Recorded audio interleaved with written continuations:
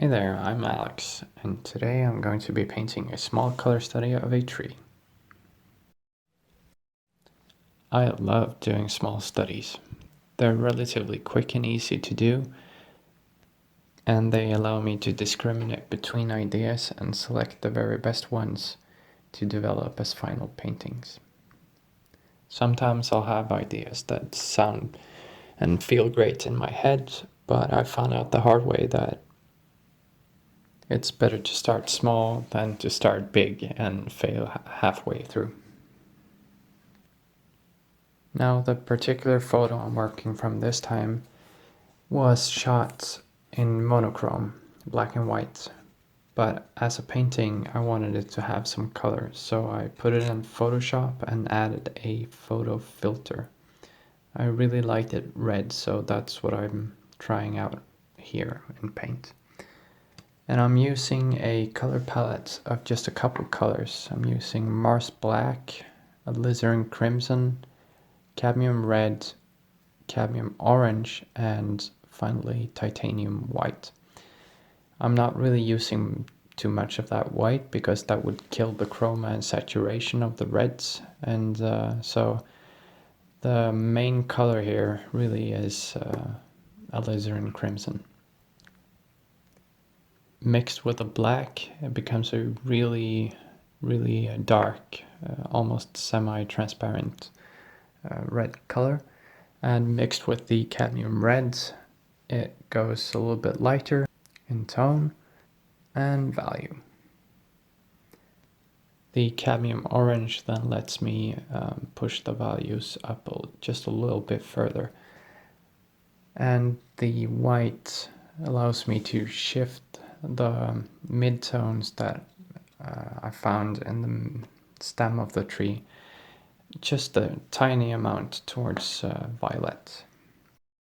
I added a gradation to the image in Photoshop on top of the photo filter, shifting one end of the image towards violet and the other towards orange to give it just a little bit more vibrance. Although this image looks complicated at first glance, it can pretty easily be simplified into darks and midtones. And so I started by massing in the darks and midtones, and then started building detail by creating negative shapes with a rubber squeegee tool that I have. After doing that, it was a pretty straightforward process of just fidgeting around until it looked good. I really like the abstract quality of this image, how simple it feels, and yet at the same time quite complex.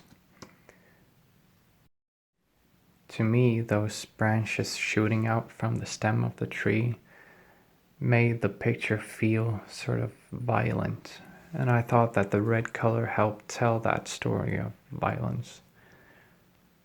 I find a lot of comfort personally walking through the woods and in nature in general.